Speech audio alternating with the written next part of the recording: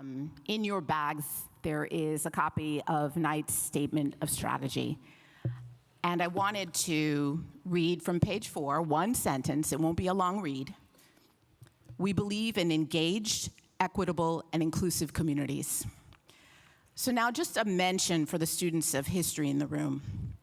In 1968, 125 cities in the United States were in flames after the assassination of Dr. Martin Luther King.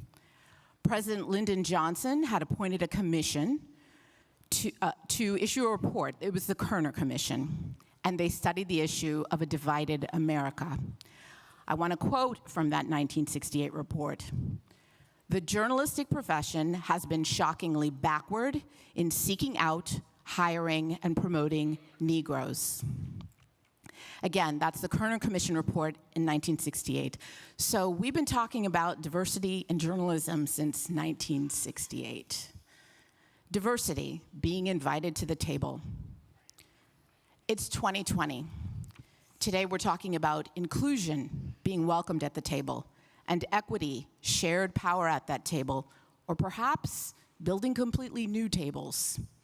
Diversity in 1968, inclusion and equity in 2020. Please join me for this conversation, this very important conversation, and welcoming our moderator, Jenny Choi of the Craig Newmark Graduate School of Journalism.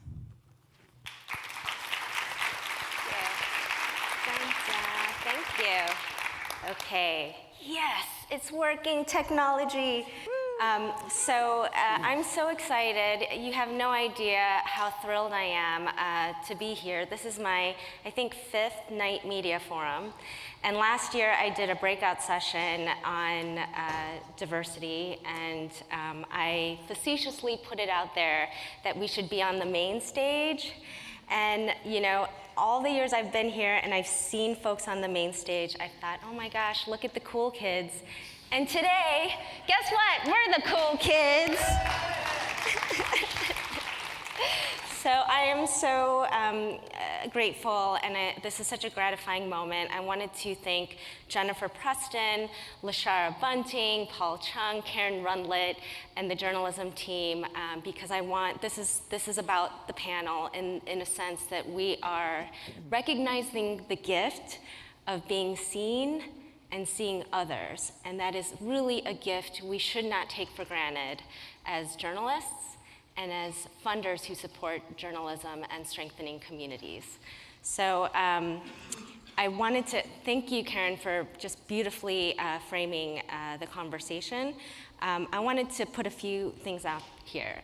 So the Knight Media Forum has been a critical convening space around trust, right? And the declining trust in journalism as a democratic institution. The Knight Commission on Trust, Media, and Democracy last year put forth a set of recommendations on how we can restore trust in journalism. And one of the 4 recommendations included making sure that our newsrooms were authentically reflecting the communities that we serve. However, we're seeing that we're struggling with this in our newsrooms. This has been tracked by the American Society of News Editors Diversity Survey, which is annual. And we're seeing that from Pew, we're lagging actually in diversifying our newsrooms compared to any other sector. So how does this play out, and in the context of trust and a healthy democracy? Well, we're seeing from Newmark research at the University of Chicago that young, age 18 to 34 African American and Latina audiences are not happy, are highly dissatisfied with how they are being conveyed in mainstream media. And they distrust the news media compared to any other constituent group. We're also seeing that mis and disinformation campaigns that undermine voter engagement target at disproportionate rates African American communities more than any other community because they're exploiting this trust gap. So what can we do? Amplifying underrepresented communities is an opportunity. We need to reframe this conversation as audiences of opportunity And how do we recognize cultural competencies by journalists? Who gets to tell whose story, right? And really do a deep dive on the structural issues that keep perpetuating this newsroom issue, as we've seen, as Karen mentioned, with the Kerner Commission report over 6 years ago. So I just want to say one last thing. At the Craig Newmark Graduate School of Journalism at CUNY, a lot of young people, we see the next generation of news producers and news consumers. We see these young people come to our school because they love that we promote community-centered journalism and that we promote journalism as a powerful tool for public service, a powerful public service, right, for a healthy democracy where we all can thrive and make healthy civic decisions. But what we're seeing is they learn all of these wonderful skills and they get hired. And what we're hearing now is they're struggling at newsrooms, at their newsrooms and at their jobs. And these journalists of color want to not only leave their jobs, but leave journalism altogether. So if we're talking about addressing this decline of trust, that's an issue that we really need to look at structurally. And the second part of that is some of these journalists of color want to become media entrepreneurs of color and start their own news organization to have their own power. But the access to capital is another structural barrier that a lot of media entrepreneurs of color face. So we have 3 exemplars, and all of us are wearing a lot of different hats to address this issue on multiple levels. So I'm gonna start with Marina Xhosa, and I'm going to, sometimes when folks tell the bios, like you forget who the person is, so I want to try to keep it in context. So Marina Xhosa, I wanted to start with you. You are the president and co-founder of Futuro Media Group, founder. And what I love about the name is it's Futuro. And before we talk about why you started Futuro Media Group, I wanted to talk about you as an anchor and executive producer of Latino USA, because about a month ago, I want to get the dirt on the episode called Digging Into American Dirt. I think on so many levels, it really encapsulates why Latino USA was uniquely positioned to bring much needed context to a very contentious debate, especially around identity and the audiences that you serve and that you are loyal to. So could you talk a little bit more about digging into American dirt? Yes. And I want to know the how of that journalism and some of the decision making that went into that. Thank you, Jenny. Love the dress. Thank you. What's up, everybody? Good morning to my fellow panelists. This is great to be back at the forum. So it was interesting because, Latino USA, which is produced by Futuro Media, we're trying to drop the group, so Futuro Media, is now the only show on NPR that is growing a substantial audience. We produce it at Futuro Media, which is the nonprofit that I founded 10 years ago, and NPR distributes it. And Latino USA has been around. You may not know this, but it's been around for, well, I started anchoring when I was 5. So it's been around for 26 years now. I know, it's amazing. I had a really deep voice when I was born. So Latino USA has always been a show that is kind of thought-provoking. It's not really a breaking news show. We're not set up in that way. But interestingly, within our newsroom, we've had to have the conversation about how Latinos and Latinas are actually leading a lot of news, and therefore we've had to respond, which is a challenge for a small nonprofit newsroom. But I'm going to give you a couple of examples. Over the summer, there was Puerto Rico, where massive protests in a part of our American democracy led to the forced resignation of the governor. Then there was the El Paso massacre of Mexicans and Mexican Americans in a targeted hate crime. Right after that, it was the detention and arrest of 700 poultry workers in small towns right outside of Jackson, Mississippi, where I was just last week, where we're doing a follow-up. And then, our newsroom was like, oh my God, this is so much. And then American Dirt happened right at the beginning of the year. And we had to make a decision of like, so this is not a massacre, it's not a political protest, it's not, but it is a massive cultural moment in the United States where we're talking about American dirt. If you don't know about it, then just listen to the episode and then, you'll understand. You're right, Jenny, and I won't go on for much longer about this, but when you say uniquely positioned, we were. Because we are a small nonprofit, community-based national newsroom. We're based on 125th Street in the heart of Harlem. Come visit us. And because we have this long history of all of these words that just came up just this morning, trust, authenticity. Sir Tim, wherever you are, talked about love. Because I was like, do I talk about love on this panel? I don't know. But yeah, he talked about it, so now I can talk about it. The way we approach our journalism, the fact that Futuro was founded by a Mexican-born American citizen who was raised on the south side of Chicago, now lives in Harlem. Our executive director is a Black woman from Mississippi, Boston, now based in Harlem.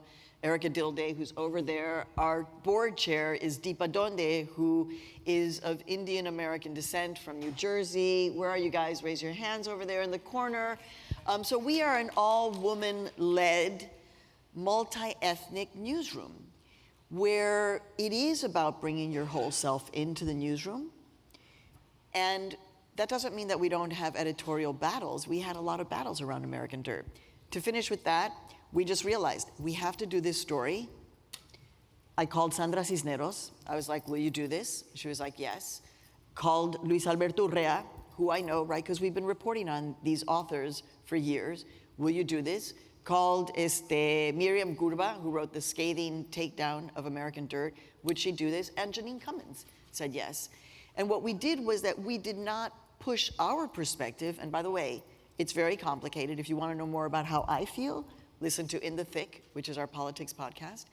But for Latino USA, we let those 4 interviews stand alone and let these people speak for themselves. And it was just wildly applauded because of the fact that we were not putting this is how it must be looked at, and we're gonna tell you this, and you can't let other people, write these stories. No, we let the authors, and in this case, just they're all authors, speak for themselves. And I think that just to end, it's really quite beautiful to realize that a show that's been around for all of these years that frankly NPR thought would, when we created it 25 years ago, 26 years ago, I think they thought it would be around for maybe 5 years. We're going gangbusters. How does that happen? It happens, and again, I'm gonna go back to Sir Tim, because of the passion and love and commitment writ large for American journalism, writ large. Very specifically for the telling of these stories with heart. And we, Erica, myself, Deepa, have created a newsroom where we encourage that, all of that to be brought in, and then to be critically dissected and used in a newsroom that is filled with people of different generations, and we go at it as journalists. But what you said, cultural competency, is actually where we start. As a media executive, we talk about this a lot with our leadership team. How do we understand, bring cultural competency into our newsroom? And audience opportunity, we know. That's why our numbers are just because we've been saying for the longest time, it's about being representative, right, in our newsrooms, but also, hello, demographics. Who's gonna be your audience? Who's gonna be your donors? I've been focused on that for the entirety of my career, and thankfully it's paying off. That's great. So I wanted to actually have you wear your entrepreneur hat. It's been 10 years since you founded Futuro Media Group. And that's how I'm gonna bring Martin into the conversation, who's the co-executive director of the Maynard Institute. So you founded Futuro Media Group as a nonprofit news organization.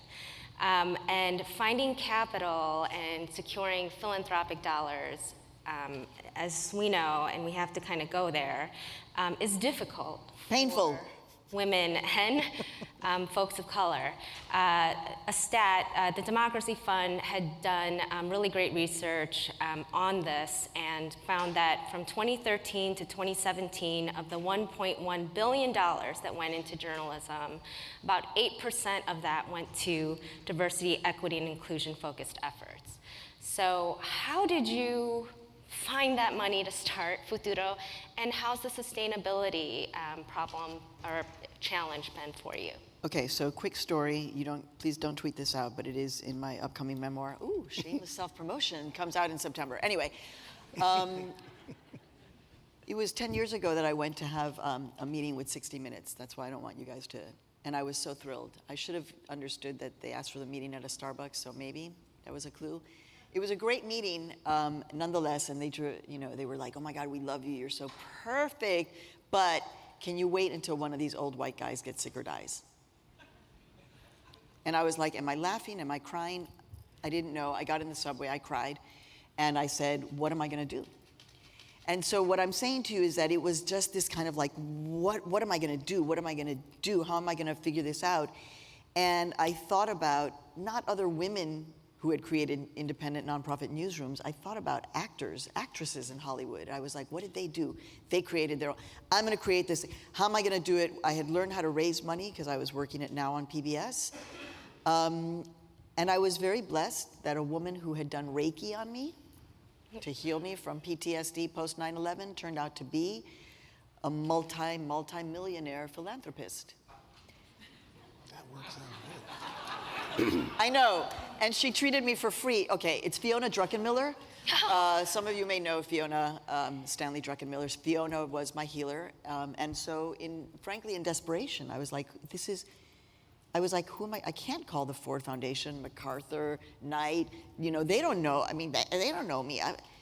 Fiona knew me. She knew my heart, in fact, and I said, I want to do this.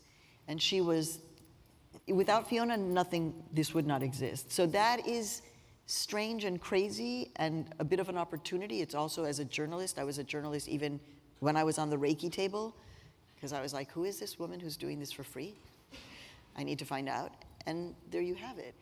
But that, luck, part of it, gangbusters, but it is hard. And one of the arguments I made to Fiona, I remember, and this was 10 years ago, I don't know what the statistic was, but it was like, of all the money that is put out there for, investment in women, in any news company, media, whatever, the amount given to women is like 1%. And I was like, that's the number that I need you to help me. And that's how it all started.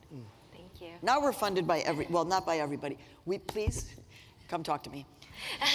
Please. So on that, Martin Reynolds, the co-executive director of the Maynard Institute, a training ground for journalists of color, so all of the things that we're talking about. But I wanted to start with you and some of the provocative ideas you had in sustaining, as a nonprofit organization, this effort to support journalists of color. You were key to a new strategic planning for the Maynard Institute after Dorie's passing. And it was so interesting how the strategic planning process was so ambitious. And I'm thinking you looked up and saw 2 people to do all that work. So I'm just curious how you've sustained your business operations. Well, people of color, it doesn't need a lot of us to get a lot done. And everybody that person of color knows that. I think we had help. Obviously, we had help from Knight to help with the funding of the strategic plan. We had friends in the philanthropic community because of the organization's long history. The Maynard Institute is the oldest journalism nonprofit dedicated to help America's newsrooms reflect the diversity of the nation. And we've done that. And some of its founders, it really was born out of the Kerner Commission strife that talked about the lack of diversity in mainstream media. And some of our founders include Bob Maynard, who went on to be the first African-American to own a major metropolitan daily, the Oakland Tribune, where I was editor-in-chief. And then, of course, Dorothy Gilliam, who just came out with an amazing memoir, Trailblazer. She was the first African-American woman at the Washington Post in 1963. So these people were trailblazers of their time, and the goal was to train journalists to enter into news organizations and make their way. I'm not only a journalist, but also was a graduate of Maynard Media Academy in 2005. So I believe in its mission, and it helped me go from managing editor to leading my newsroom. But then after Dory had passed in 2015, and the organization had really asking the question, should we even exist, right? Because at that time, news organizations were still trying to navigate coming out of the Great Recession. Obviously, the industry had vastly changed, and the primary customers of the Maynard Institute were newspaper companies. And they were going through a lot of struggle, which many are still today. And so we had to ask ourselves, well, I guess we could have waited 6 more months until after the 2016 election to ask, should a diversity organization still exist? We got that affirmed, yes, we should have. But we also then robustly thought about how do we serve this industry in the 21st century? And one of those programs was Maynard 200. And it was a training program where we were going to focus on the next generation of journalism entrepreneurs, advanced leaders, and storytellers of color. And the reason we said storytellers is because we ran a program called Oakland Voices in Oakland, California, where we trained residents to be storytellers. Started in 2010, before much of this was even happening.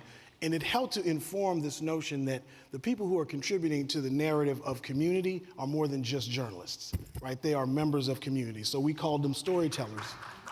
And thank you. And so the thinking there also was we still want to train middle managers and advanced leaders, people who are working in organizations and leadership roles at mid-level, but also those who could become CEOs. Because the reality is, the way change happens in news organization is from the top down. There isn't an Arab Spring of diversity that just comes out of the ground and it's just going to happen. It doesn't work that way. If it doesn't happen from the top, it's not going to happen. And the third was journalism entrepreneurs. Why? Because we cannot, in good conscience, continue to funnel people of color into legacy news organizations that are inhospitable, unwilling to change, and are not places that are healthy for young people of color and different generations to go. And so so this training organization, we're now in our third iteration. We've had support from Google News Initiative, from News Integrity, also from Knight, from Ford and Democracy Fund and others, to help support this effort. But it's undercapitalized, and in fact, we think it's so essential. And to see these people who are creating their own narratives, who have the opportunity to step in and lead organizations, and storytellers who are learning skills like around investigative reporting, the love in the room in that training space hopefully helps to give them a cape to walk into these organizations and undertake these incredibly challenging ventures that they're doing across these 3 areas of learning. The other work that we're doing is we want to go from having conversations about diversity to creating workplaces that are equitable and inclusive in service of diversity. It's not DEI, it's EID. Because you can have people that are diverse in the newsroom, but if they have no agency and no influence, they leave. Yeah. So what we want to do is help organizations do that. And so we got a grant from Knight to pilot, thanks to Lashara and Jennifer, to pilot an embed, where we are going to go embed ourselves, burrow in like a tick, with 2 news organizations over the next year and help them create a plan, craft, training, all of the things necessary to actually make transformation. And I think what's really key here is it can't be the moral obligation. Right. And the business case hasn't really sunk into y'all either, even though in 2045, 14 million people alone will be multiracial. Twice that will be Asian, 3 times that will be Black, and 4 times that will be Hispanic. So I want to do 2 things. One, let's not say voices from underrepresented communities. Let's say voices from your future audience. Thank you. And if you want to survive and thrive in the 21st century, we are your audience. And lastly, but not leastly, I also just want to say that we have to, as we think about how do you address the diversity challenge, it has to be tethered to outcomes. right? The outcome being what is the key to your most prosperous and sustainable future as a news organization, not simply the moral obligation, because that hasn't worked and the business case hasn't necessarily worked either. The other part is what you alluded to, which is the notion of trust. The Trust Project, headed by Sally Lerman, funded by Craig Newmark, and contributed by many news organizations to articulate transparency standards on the web. They have 8 core indicators. And of the 8, 2 explicitly speak to diversity. So at a time of great distrust in our society, if you want to be viewed as trustworthy and credible, diversity has to be at the center of your strategic plan. So I just encourage folks to think strategically about how does this help you reach new audiences, to connect to communities, and build subscriber revenue. And the reality is that it takes time to build relationships to communities that you have ignored. And don't think you can just walk in with a bouquet of flowers talking about, why don't you subscribe? We're so happy to have you. It's not gonna work like that. It's gonna take time, and it's incremental. It's relationship by relationship, person by person. And to all the community foundations in the room, I would say this, and then I'll stop, is that this is an opportunity for you to get behind narrative change work in your respective communities and to collaborate with libraries and people in communities, because libraries are heavily trusted. Community foundations was often focused on workforce development and economic development. The reality is a community cannot be healthy, it cannot be prosperous if local journalism is not supported. So there's a number of foundations that do this, like the California Endowment and others, but the opportunity is great. You just need to go grab it. And lucky for us, we have a community foundation CEO right next to you. This is Jeff Hirota, CEO of Community Foundation Boulder County. And I really appreciated you looking at the 150 community social and health indicators of the Boulder County region and putting forth this intentionality around utilizing an equity lens in your funding. So Jeff, you've heard Maria and Martin just kind of throw the gauntlet, and as a community foundation, I'm curious what using an equity lens looks like, and would love to hear some of the community listening tours and cultural brokers that you've talked about to strengthen your community. Yeah, so note to self, never follow Maria and Martin, especially if you're not a cool kid. Well, you're cool. But with regard to the equity lens, and by equity we mean creating systems where all can thrive. And it really boils down to 3 core principles for us. The first is prioritizing those most impacted by inequity. The second is something we call do nothing about us without us, which is simply trusting the wisdom and agency of the people with lived experience to know their own issues and to create and implement their own solutions. And the third is not to do anything on our own, that we can create more change by working together in partnership. And the form that that's taken has been through the work that we've done as a community foundation that has begun to fold into and intersect with journalism. I can think back to the School Readiness Initiative, where Richard Garcia, a trustee at the time, asked 2 key questions of us. Who are we really talking about, and who's not here? And who we were talking about were Latinx kids who were experiencing the largest school achievement gap with their Anglo peers of any county in the state. And who wasn't there were their parents, which led to a movement of school readiness coordinators, principally Latina moms, going from house to house, providing resources, recruiting leaders, which led to 50 such coordinators, 250 cafecitos, and 1,900 Latino families that were reached, and demonstrable results in school readiness, as well as a burgeoning movement of community organizing that changed, for example, the school lunch principles with regard to Latino kids. And then through the Knight Community Information Lab, we began to learn more about human-centered design and cultural brokers and how they could create structural change. This sort of dovetailed with open listening sessions that we were doing throughout the community, where we just asked 3 questions of people. In your lived experience, how are you feeling about your community? What are the most important issues to you, and what should we do about them together? And when we got to 15 people, we just opened up another one. But we came to realize pretty early on that there were some people who would never come to an open listening session, and that we needed to go to them, again with trusted relationships and cultural brokers, to where they gathered, Section 8 housing, LGBTQ support groups, and one particularly memorable listening session with simultaneous translation with promotoras who were working and living in mobile home parks, organizing for clean water and human rights. And when we asked them the last question, what can we do together, they said, tell our story to the powerful people, which was heartbreaking because we knew no one could tell their story better than they could themselves, that they were powerful and compelling, and that we needed to find a way to help them do that. So that empowerment was not conferring power, but recognizing power and agency. This led to sort of a question about the community indicators report that you mentioned. This is it, this is trends. It comes out every other year. It has so for the last 23 years, feels like 123 years.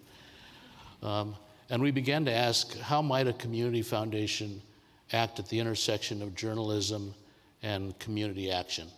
We're fortunate in that Chris Barge, who is the managing editor of this report, is also a former newspaper reporter with the Rocky Mountain News and the Boulder Daily Camera. And I worked at the ABC affiliate for about 5 years. And Lily Weinberg helped connect us to Lindsay Green Barber, who helped write a concept paper and research a concept paper on how we might work at this intersection, which led to something we're calling the Equity Reporting Initiative, which is a big title for something we're just trying. The first aspect of it is to respond to the community request to expand trends to a year-round dynamic storytelling resource. And so we launched a podcast in conjunction with KGNU, the public radio station in our community, and hired a Latina bilingual cultural broker as its first reporter, who's already a trusted voice. The first story was indeed the story of the promotoras.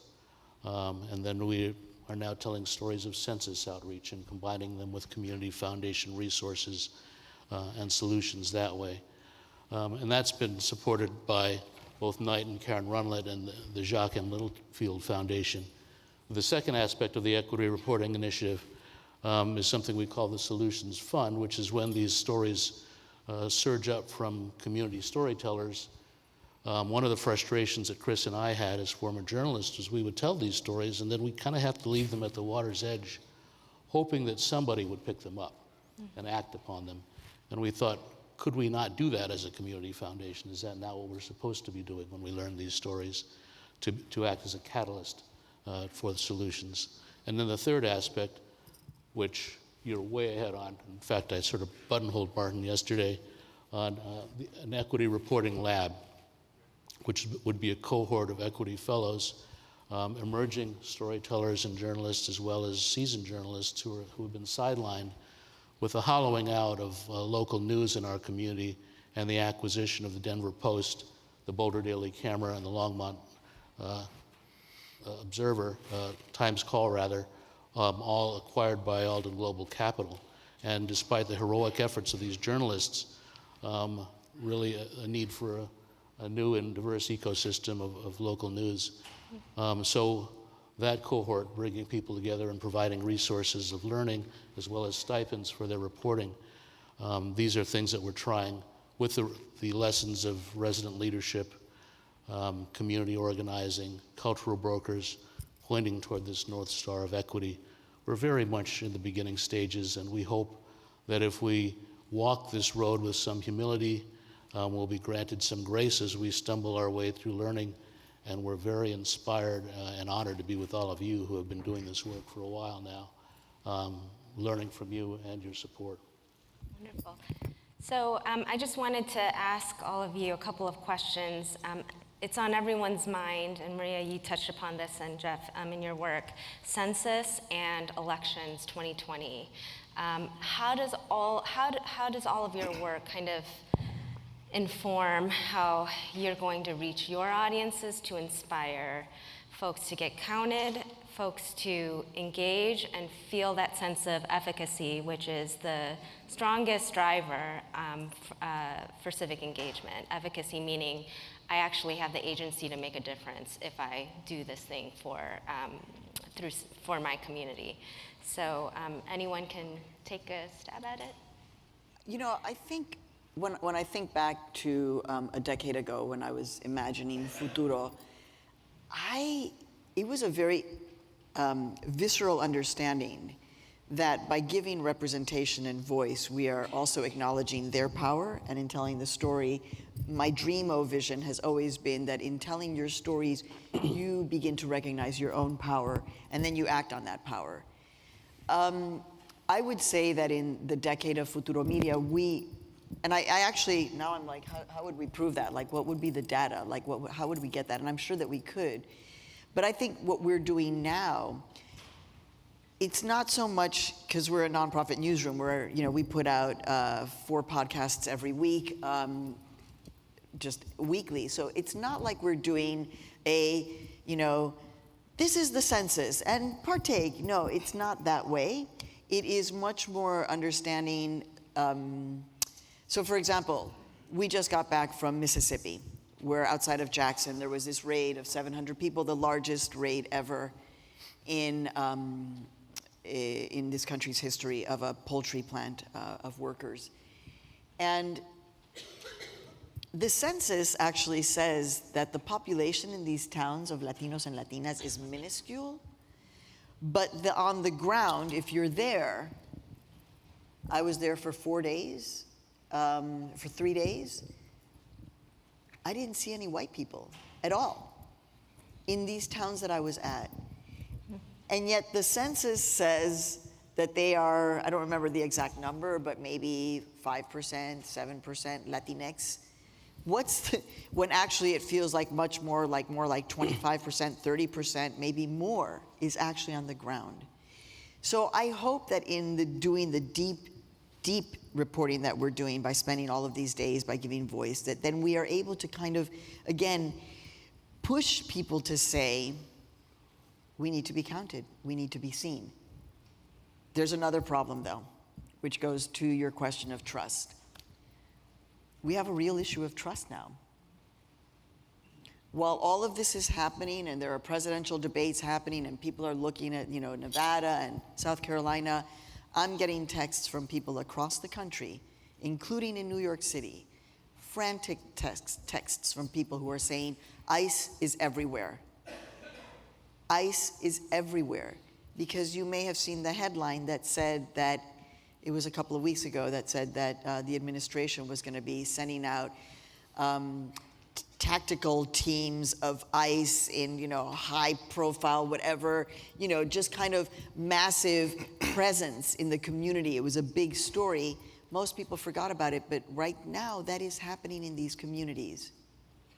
How do you tell them to answer a census or open the door for a census counter when everything that they're hearing is, you don't open the door to anyone, ever? Sadly, saying to people, don't open the door to the police unless you absolutely see a warrant, because also ICE agents misrepresent themselves as police. We know this, right? They wear uniforms that say police everywhere and ICE in smaller letters. This is a central tension in that we're trying to say, we're giving you voice, we're giving you recognition, we're giving you power by reporting on you, telling your stories authentically with love and respect. But at the same time, people are saying, if this administration is reelected and DACA is not re-upped, the government has the data of all of these tens of thousands of people who signed up for DACA. And the knock on the door is real. We're doing this, but the knocks on the doors happened this morning, right here. At 5 o'clock in the morning, ICE went out, because that's when they go, 5, 6 o'clock in the morning when everybody's asleep, that's when they're taking people. That's happening at the same time that the census is happening. Yeah, we've been sort of looking at this from the perspective of, how to talk to journalism organizations about their role in local communities. And, when the whole newspaper business was collapsing, I had to sort of reinvent, and I got to be a community engagement editor in 2011. And I had no staff and no budget, so that was fun.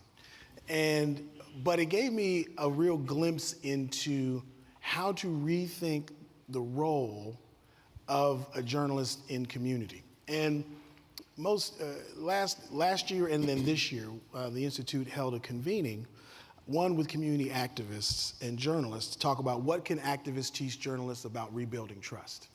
And then we doubled that up again this year and had a collaboration with our friends at Free Press and Alicia Bell, who put on this fantastic training about sort of mapping your community, with community organizers to talk about what organizing principles journalists need to use to reconnect to community. And I think this is really important because this notion of trust that Maria just mentioned is real, the lack of trust. And one of the things that the activists and organizers said is that they're a lot more journalistic than we give them credit for, and we're a lot more activist than journalists would like to admit. Mm-hmm. And what we activate around is news and information, right? And so we are seeking to transform ourselves in many cases from ad-based revenue to subscriber-based revenue. And how are you going to build relationships with community, with folks who don't know you, trust you, and in service of informing them about what is happening in community? And so I think that there's all this conversation about engagement, and it's so often data-driven. And the reality is engagement is person to person. And I think we need to go from having simply engagement editors that are looking at screens and analytics to organizing editors that work in news organizations to build trust and relationships with community. And to think about what that would mean, the way in which, and I also think when you look back on sort of the role that advertising has played in news organizations, imagine if from the very beginning, particularly mainstream news organizations, the relationship, not the advertiser, the relationship to community, how different our approach to people would be. And now here we are in 2020, so many organizations are seeking to pivot from advertising, some are nonprofit and so on and so forth, but those in mainstream pivot from advertising to subscriber-based models. So we want people to support us when we have mischaracterized them. And the other part is that, are we going to recommit the original sin of journalism? So who is getting money now to invest in these new ventures? And are they explicitly being asked, what is your plan to connect with community? What are the benchmarks and deliverables? We sure get a bunch of deliverables from foundations to do this and do that. But where are theirs? And who gets the tens of millions of dollars to start ventures? And here's what I'm gonna say, and I'm just gonna be real. If you want to recommit the original sin of mainstream journalism, which is to disenfranchise whole swaths of community, I suggest that they go by the way of the pterodactyl. And that we then redirect those resources in the philanthropic community to institutions and organizations that have a commitment and see the value of the audiences of the future. That would be my suggestion, my hope, my belief that is necessary. Thank you. We have time for a couple of questions. Super. Thank you. A couple of questions, one in the back. Hi, thank you so much for this fantastic panel. My name is Summer Lopez. I'm with PEN America, and I'm thinking a bit about the panel we had yesterday as well about hateful content online. And of course, we all know much of that is targeted to silence individuals of color, and particularly reporters of color. So that's something we're thinking and working on, but I'm wondering how you're all thinking about that and addressing it in your work. Ay, Dios.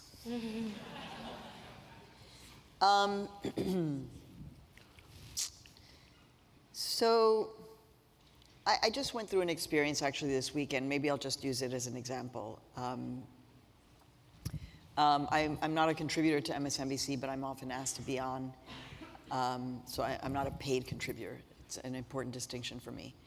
But I did happen to, when Nevada was happening, I did happen to throw a question out to Bernie Sanders. It was a journalistic question, but it was like, and on Twitter.